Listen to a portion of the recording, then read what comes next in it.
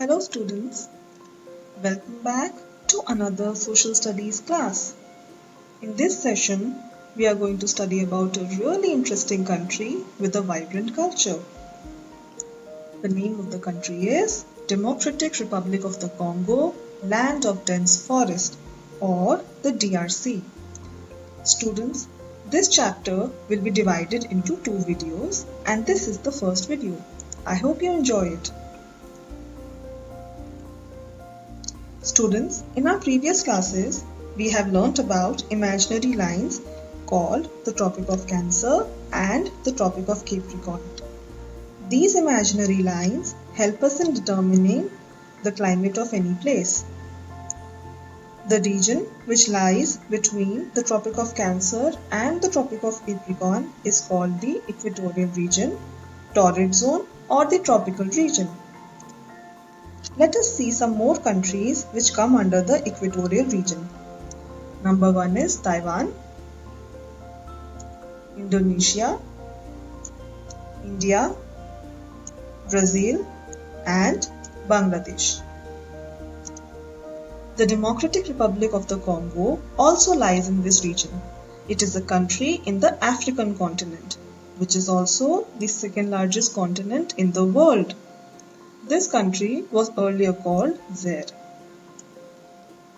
If you look closely at these maps, you will find out that another imaginary line called the equator passes through the continent and divides 1/3 of the country in the northern hemisphere and 2/3 lies in the southern hemisphere.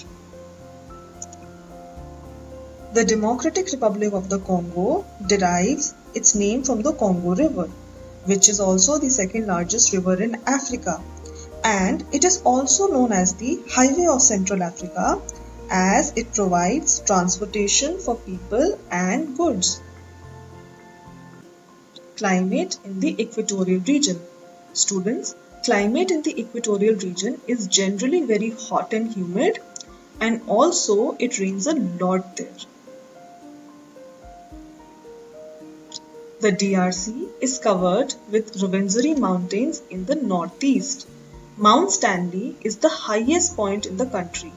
It is a breathtaking sight and many tourists from all across the world flock this place to enjoy its beauty. Capital city Kinshasa and the Congo River lies on the west side of the country. Many lakes like Lake Albert, Lake Edward and many more front the eastern borders of the country. And finally, on the south and southwest side of the country, we can find beautiful savannas. Students, savannas are large areas with tall grass and scattered trees. Many wild animals can also be spotted here. I hope you understood the chapter and enjoyed it. Thank you and have a nice day.